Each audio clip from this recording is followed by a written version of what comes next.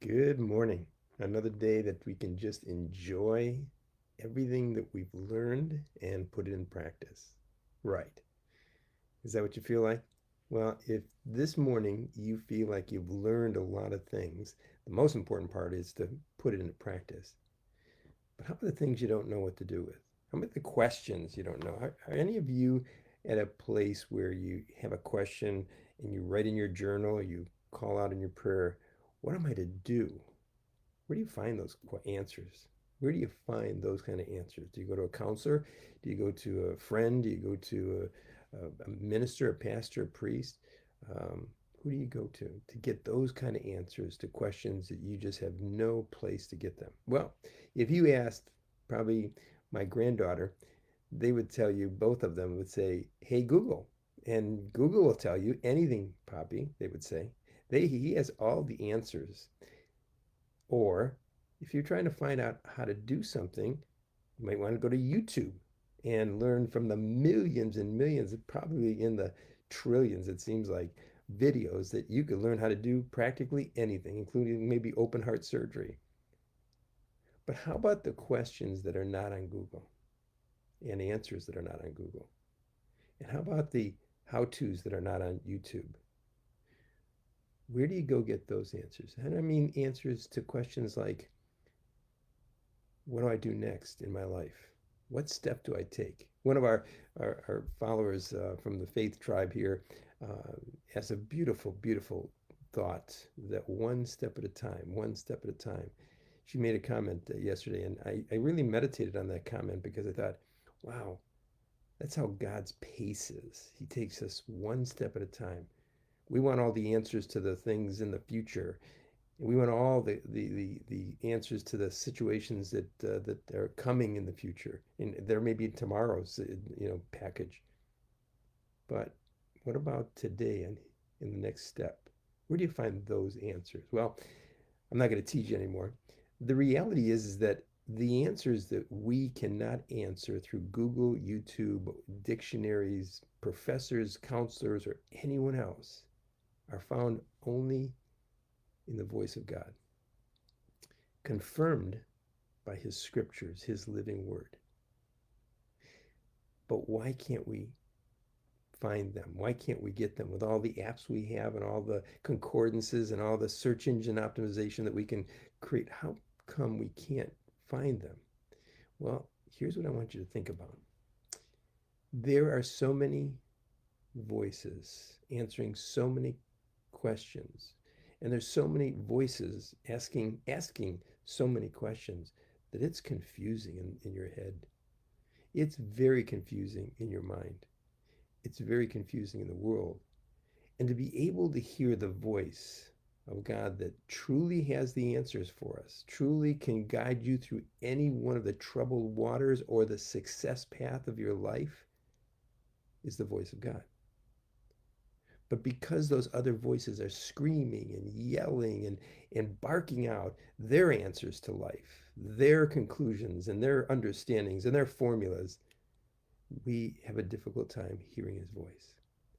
So there's a couple scriptures I'm going to give you today to tie into this. It's a lot about what we're going to be talking about the second day of our workshop in what's coming up. And again, I continue to share with you, if you haven't joined us and signed up for the workshop, it starts May 19th. The link is right below the title today. You can just sign up.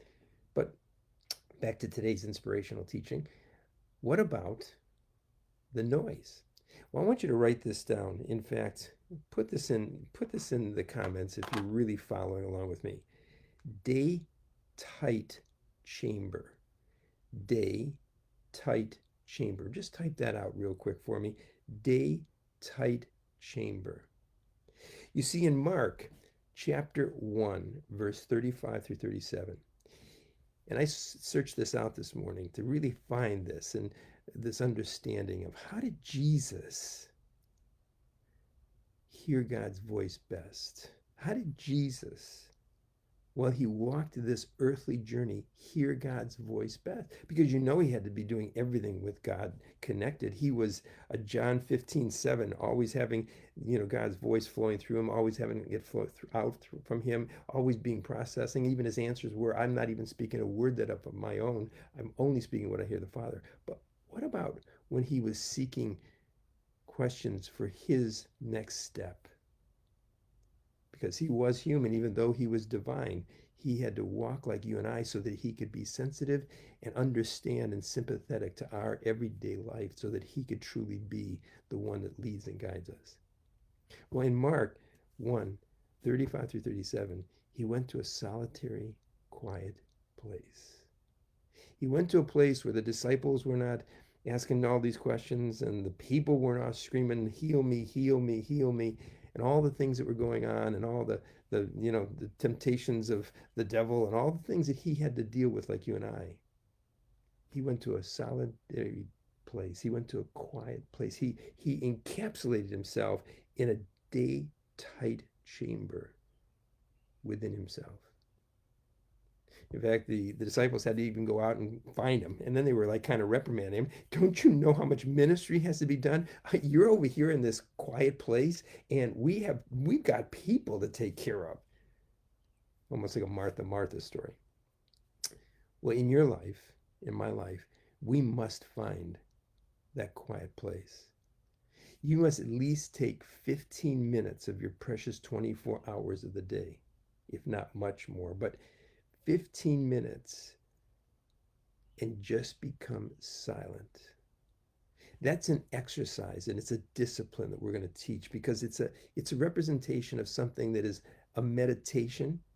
Um, there are so many different ways to do it. You may find your own personal way, but you need to be able to take the switches and turn off the feelings, turn off the yesterdays, turn off the worries, turn off the anxieties, turn off all those voices that have spoken to you, turn off all the sound in a day tight chamber and allow that moment of silence. It is so loud because silence has a noise.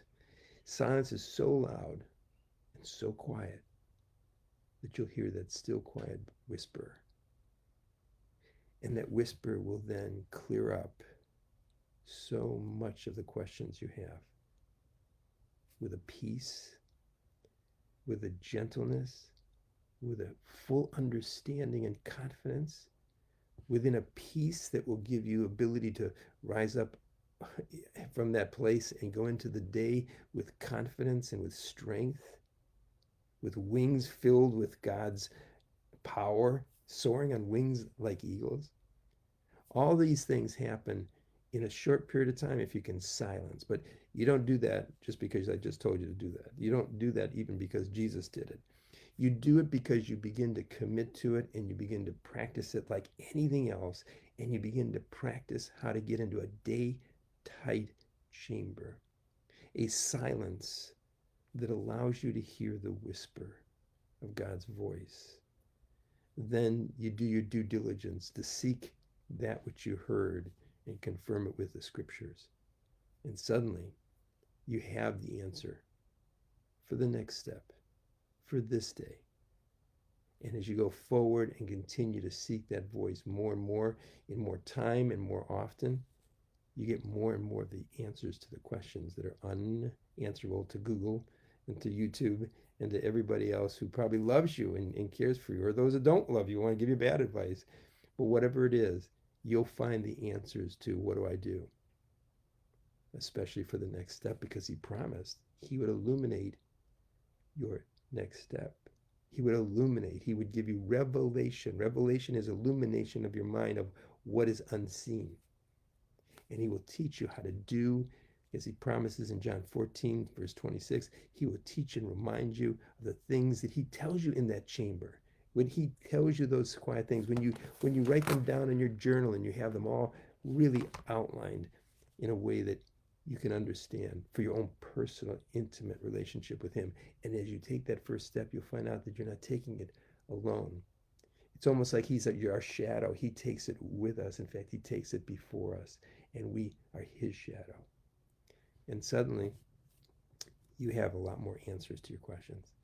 So write down day tight chamber. And the reason I want you to write it down is because you'll remember it. You'll remember it a lot better when you write it down. Ask great teachers like Janet and Judith and others. They know that if you write it down, you'll be able to recall it better and be much, much better for you. Let me see, this morning we've got some wonderful comments here.